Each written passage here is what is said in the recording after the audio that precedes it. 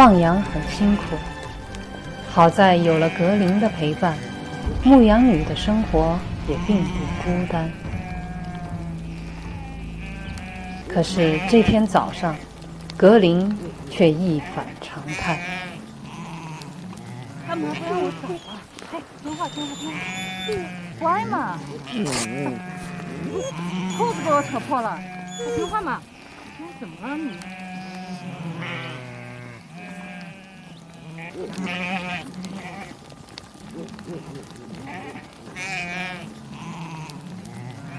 怎么了这？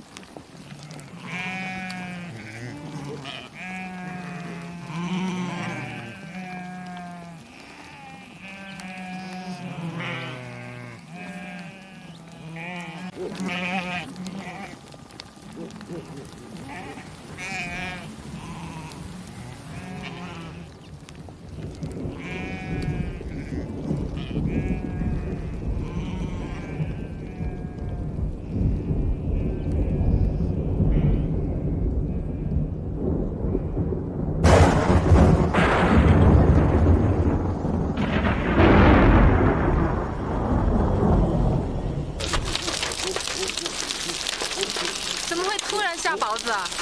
哎呦，好大的雪珠子！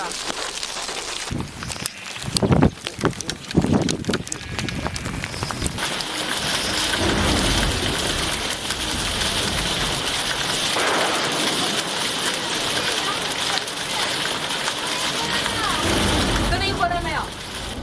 没看见，啥也不用担心。羊没回去，还有几只羊，我看人在山那边。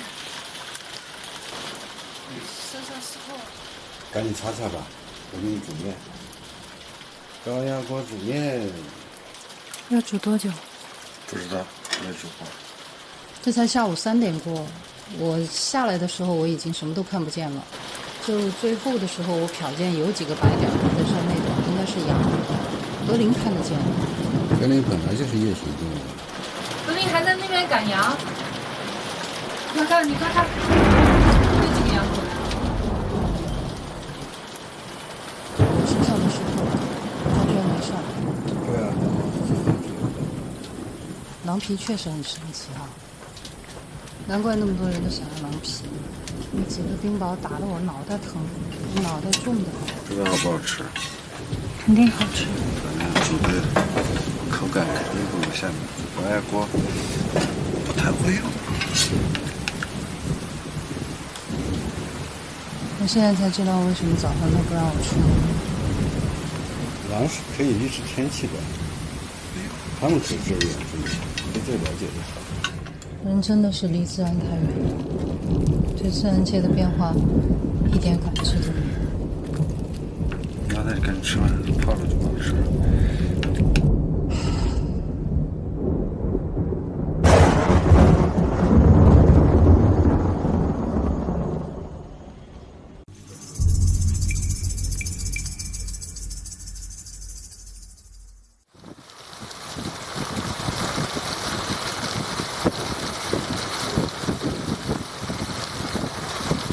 在扎西牧场放羊途中，一场突然袭来的冰雹让唯一患上了感冒，他不得不带着格林重新返回敖城养病。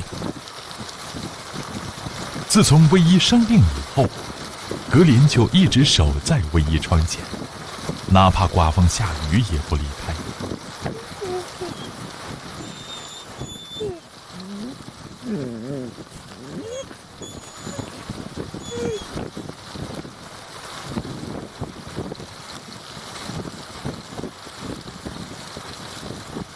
他没心思和藏獒们玩闹，也没心思出去捕猎。他似乎在担心，一转身就再也见不到唯一了。我舍不得离开格林，回城看病，一直以为自己能扛过去。然而，几场霜冻之后，气温骤降，唯一的病情越拖越严重，恶化成了高原致死性的疾病——肺水肿。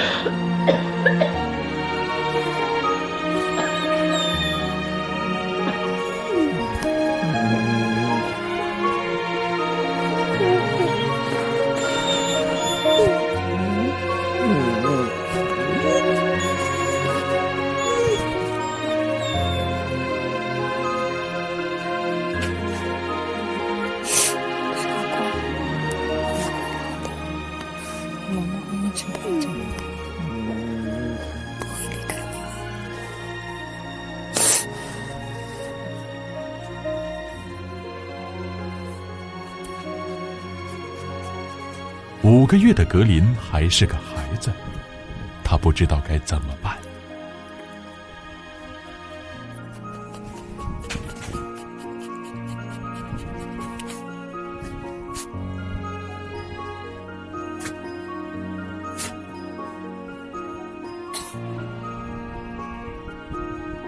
在狼的概念中，能吃就能活。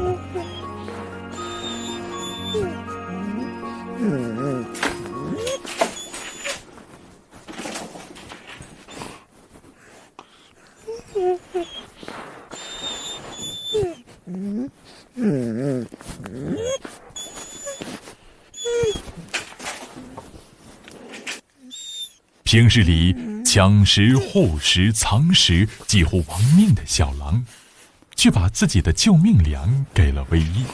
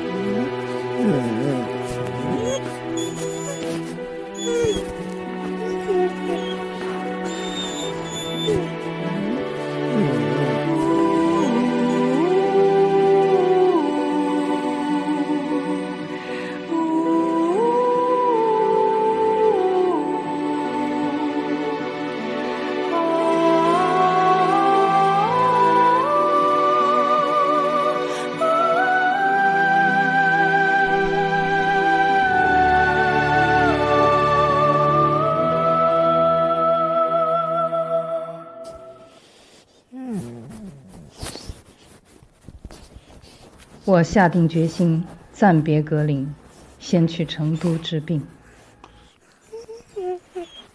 在小格林模糊的记忆中，收拾行李意味着分离和远行。走字，他是听得懂的；等，他也是明白的。可是这一走，要等多久呢？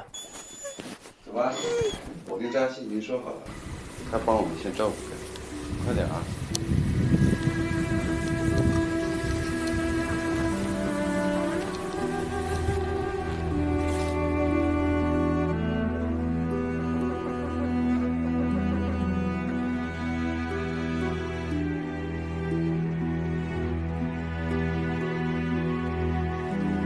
快回去，格林！格林，快回去！格林不准你听话吗？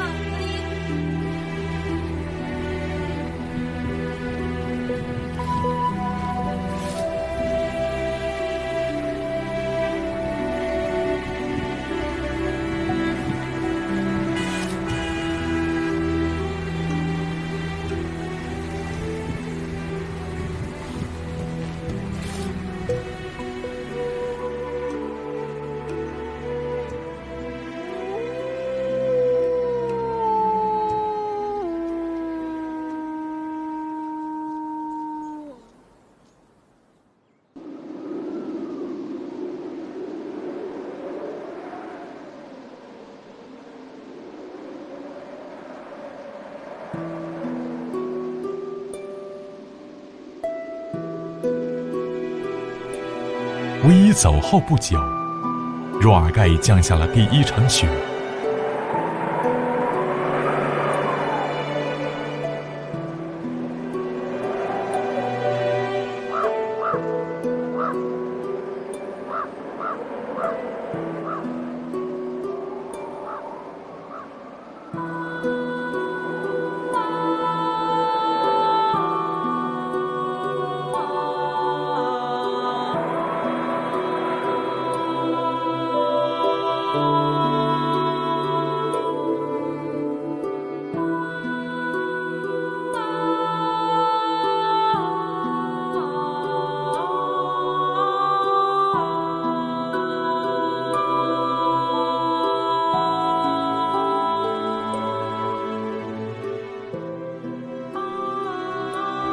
牧民朋友告诉我，他每天都会到山坡上望着公路尽头我最后离开的方向。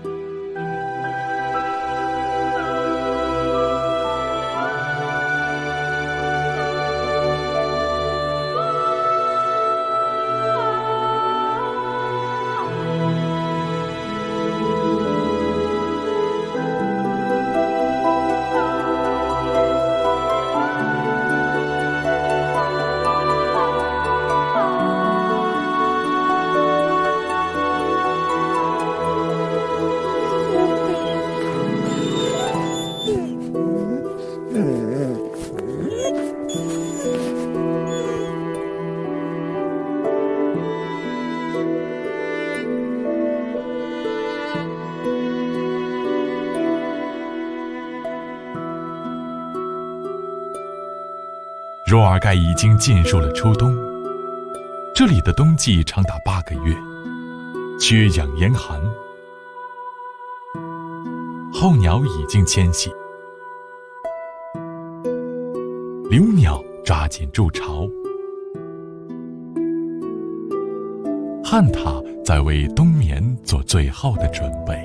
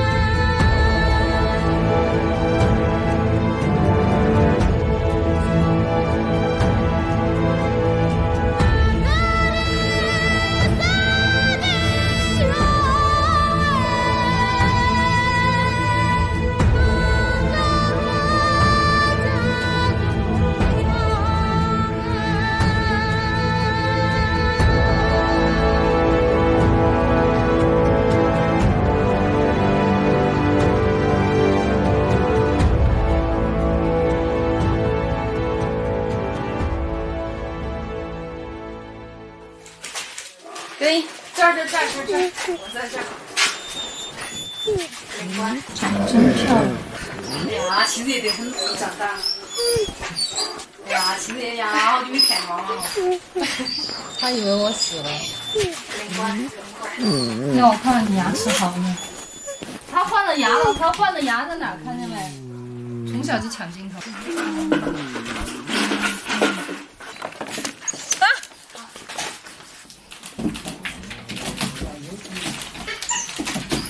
九哥，你进来。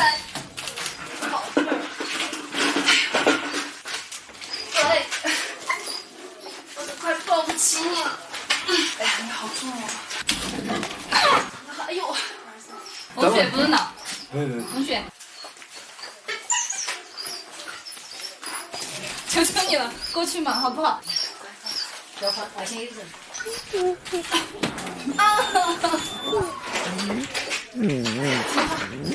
放开，我马上进来。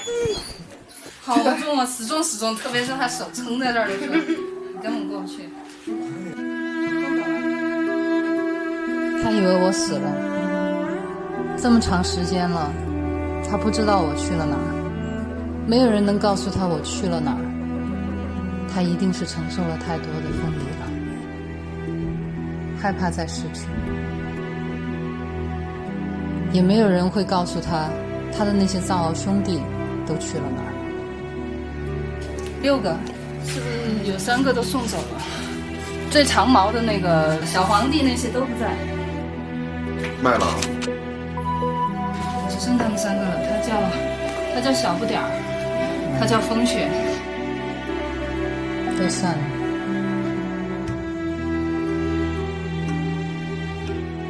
格林的部分藏獒兄弟们被陆续卖给了新主人。昔日喧嚣的獒场，再没有了獒追狼赶的热闹光景。格林越来越孤单。格林仅剩的玩伴就只有大中华了。大中华就是我们书里面的森格。中华，过来。大中华，那个大中华最大。讨厌你！你不进来，我出来陪你好了。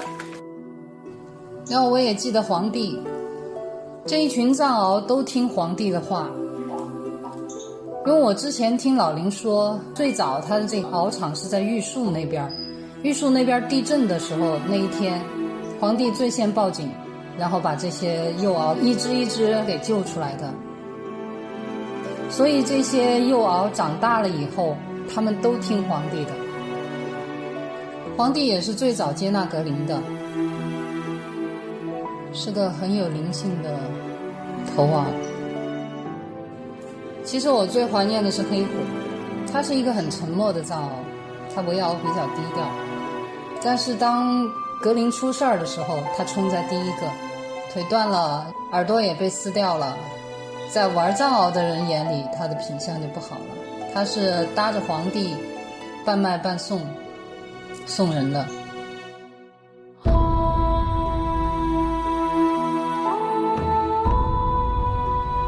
至于去了哪儿，听说是北京或者是新疆什么地方。格林懂他的情，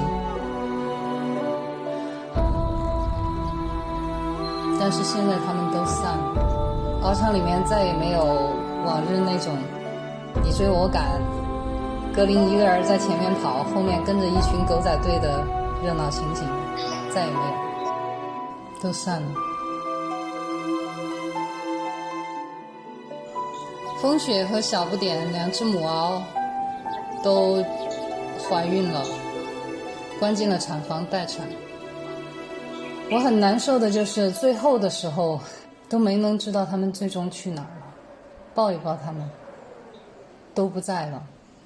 谁能想到一个普普通通的分别就永世不再相见。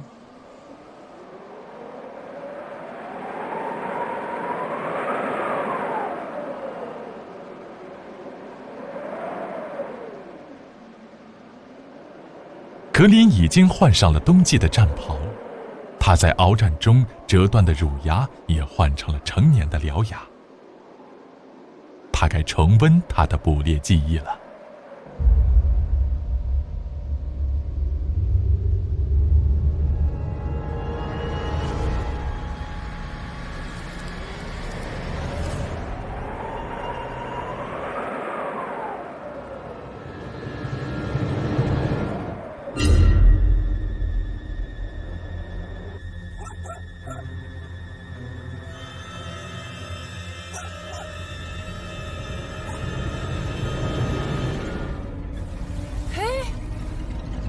么是狗叫呢？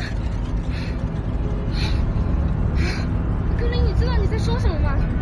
我肚子让他吓跑了，怎么会这样？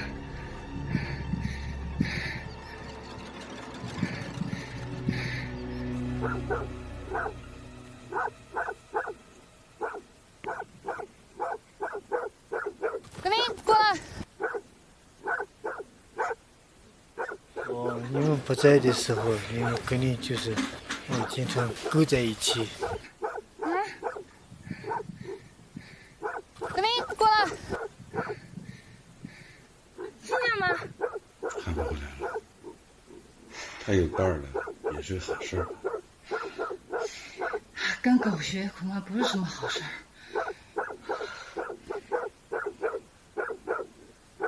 虽然捕猎失败是常有的事，但唯一察觉到格林变了，胖了，懒了，少年时的勇猛烈性淡了。由于趁在獒群中，他对自己的身份定位已经模糊。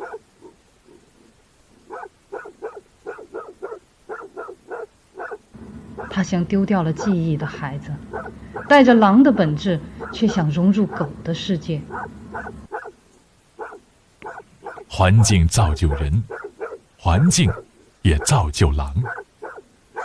肉足饭饱的生活让一匹狼家畜化了，唯一恨在不成狼。对狼而言，狩猎是它生存的根本，绝非游戏。最要命的是，格林总想亲近陌生人。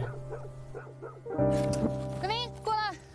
这一天，我陪格林外出捕猎，格林，过来！遇见了2个牧民。过来，不去！格林不过去！格林不去！牧民一看有狼跑来，就掏出了狗棒。狗棒是草原上的杀伤性武器。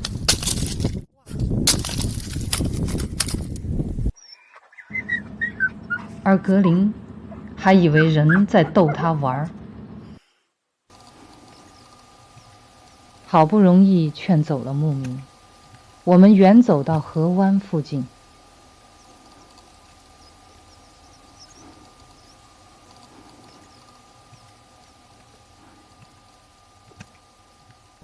看见有人在凿冰取水，格林也渴了。过来！不去！格林不过去！不要大，这是山火队！不要大！快走！要生了！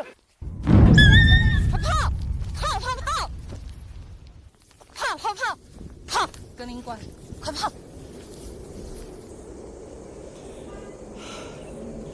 我怕的就是这个。狗不怕人没事儿，狼不怕人死定了。他根本就不知道自己是狼还是狗。在人类中长大的格林，已经把人当成了可亲近的同伴，对人类没有丝毫戒心。然而，人类却是对狼有着莫名的恐惧和憎恨。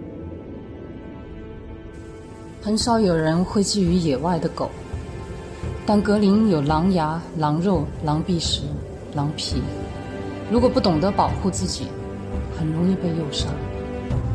只有重返狼群，才能保证它的生存。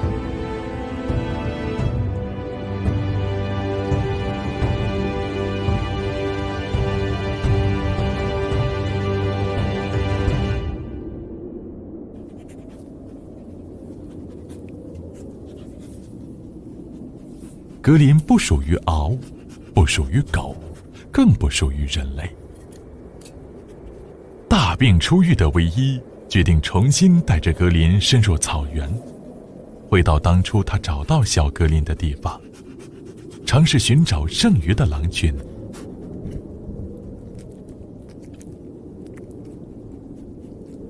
临行前，唯一特意领着格林与他的剩余的藏獒兄弟告别。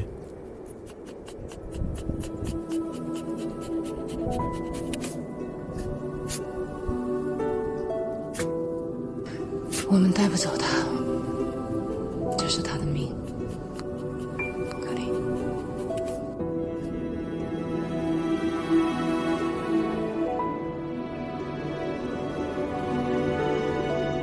狼也许会回归荒野，生死难料；人或许会回到城市，坠入坟马。藏獒们的未来又将如何？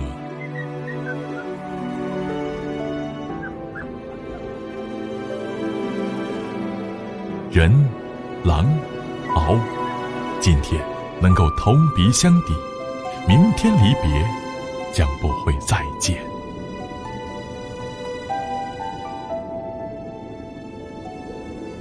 对不起。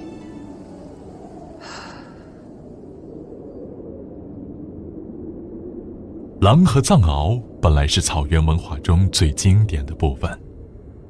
在原始游牧时代，狼、獒、人相生相克，相依相伴。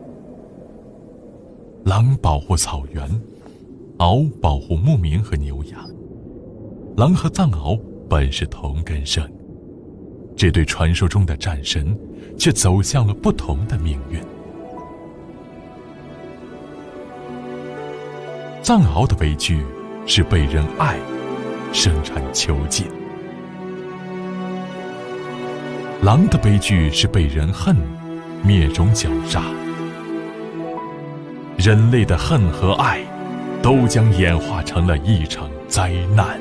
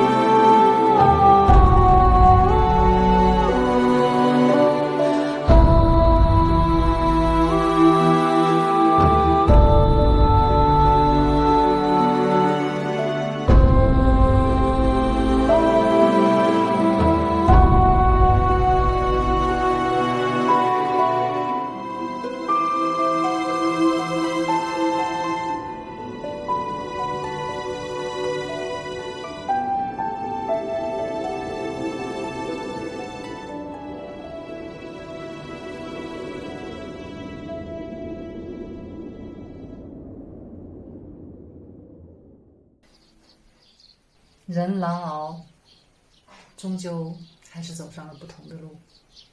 当我回到獒场的时候，我知道黄帝、黑虎，他们都不在了。对格林来说，居然能够别后重逢，可是对于黄帝、黑虎，一个普普通通的分别，我们就永世不再相见了。我连抱一抱他们都不可能了。然后剩下的只有这3只藏獒，就是一个小不点和风雪。小不点、风雪呢，她们怀孕了，那就关进了产房，因为害怕她们活动多了，然后流产之类的，就把她们关进了产房。当时呢，我看到一个情形，就是产房的门口老是挂着一把那种老式的那种铁将军那种锁。因为饲养员也懒得去每次去锁它，就锁死它，所以那把锁呢就是虚挂在那个门上，打不开门就行了，就虚挂着的。但是这个格林呢，他每次他趁着人没发现的时候，趁着人不注意的时候，他就一个一个的去开这个锁。他先用自己的嘴巴把那个锁体的下方给掰转，然后呢再用鼻子去顶那个锁，那个锁就掉下来了。然后他就可以把风雪、小不点放出来，他们还能在一块玩。就我看到这个的时候，我是又好气又好笑又心酸，因为他太缺少同伴了。他也经常想把森格，就是我们的大中华，他经常想把他从铁链子下面解下来，他经常去帮他咬那个铁链子，但是没有用。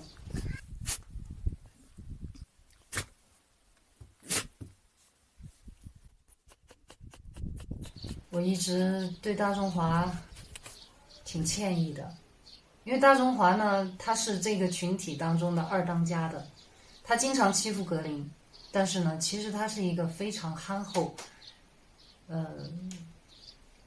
调皮，就是一个憨大个儿吧。他也很淘气，其实骨子里面像一个小孩一样的性格。我记得有一次，我喂这个中华，我当时手里面拿着一个大白兔，然后我想要喂这个中华给它吃，然后我剥掉上面的糖衣，喂给中华的时候，这个中华因为从来他就没见过奶糖，然后不知道这个大白兔奶糖到底是什么，他就嗅，闻到一股奶香，然后他觉得应该是好吃的东西，他也张开了嘴巴，等着我把这个糖放进去。然后就在这个时候，格林从旁边穿过来，一口就把这个糖给咬走了。那是我最后一颗糖。然后这下我也没办法，我跟那个中华一摊手，没了。然后中华最后把我手里的那个是糯米纸吧，还有糖衣给舔了一点上面的那个糖的碎渣，发现真的很好吃。于是他这一下更恨格林了，追着的咬。但是我那个时候就一直觉得中华我真的我欠你一颗糖，我欠你一个大白兔。直到分开的时候，我都没能给他。从此以后，我们也再没见过了。在书里面，我把这个大白兔写的是巧克力，因为当时考虑到，如果我写大白兔的话，可能好多人会以为它是兔子。为了不多做解释，所以我就写的是巧克力。但是呢，很多很爱狗的人就一下子就非常的担心了。他说狗狗是不能吃巧克力的。然后我当时看到这些留言的时候，我挺感动的。尽管事情已经过去了，他们都还会很关心狗狗不能吃巧克力哦。证明现在爱动物的人、关心动物的人真的是越来越多了。刚刚到草原的时候，我看见格林捕猎，我觉得他很笨，但格林可能那个时候他也觉得我笨笨的。为什么呢？有一天，我当时在那个小屋子里面用长焦拍格林在河湾边上拿那个纱窗网鱼的那个情景的时候，就是有一些这种高的植物老是挡住镜头，它镜头就是花的嘛，我拍不清楚。然后当时我就说的，我要把那几株高的植物给干掉。后来我就拿着一把老菜刀就出来就砍那些植物，结果最后不知道怎么一砍一挥刀把自己的腿给砍了。所以后来我放羊的时候，我的腿都是瘸的。有些人挺不理解的，怎么你走路好像有点跛呢？放羊的时候就是这个原因。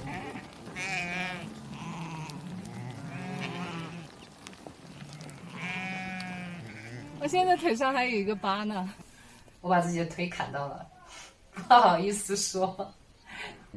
你们还记得到我抓羊啊？抓羊你还抓马的，那个马，你还拿绳子把它牵过来，那个马一跑，你还不放绳子，还抓着，你手到这里全部都弄红了，脱皮了。我都不记得这一段呢。我给扎西留下的印象就是抓羊凶得很。我们的那个羊白子6年个放的个，后面6年放的，以前就这样。有100多只吧？就是将近有100多只，放了有一两个月。肯定有1、2个月。那时候格林还帮着在放着。要不然就是那些药就是弄的时候，因为凶得很嘛。凶得很。太阳也大得很。他抓羊凶得很。因为那个羊太调皮了。我在扎西牧场学会了辨别很多植物，哪些植物我可以吃，哪些蘑菇我可以采来晒干，冬天可以吃。然后呢，我会烧牛粪，我会生火，我懂得在这个草原没有电的地方怎么用太阳能，怎么去接那些线，这些在城市里面我可能都学不到的一些本事，但是我在扎西牧场我都学到了。如果没有扎西牧场的这一段生活的话，我想我今后进入狼山，也许我也是死翘翘的。下一集，让我们陪着格林一起寻找狼群吧。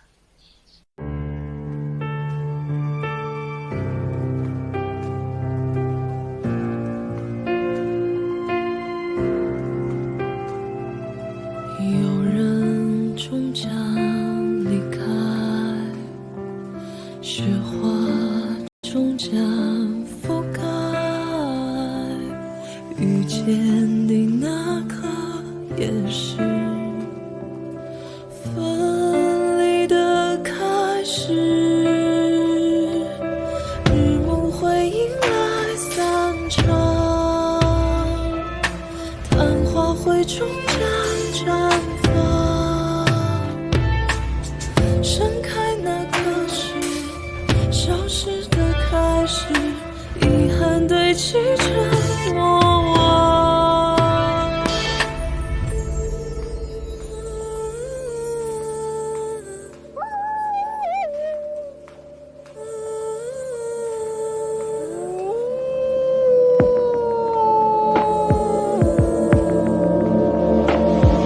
想念会有声音吗？呼喊换来再见吗？分离的那刻也是遇见的开始，日暮会迎来散场，昙花会终将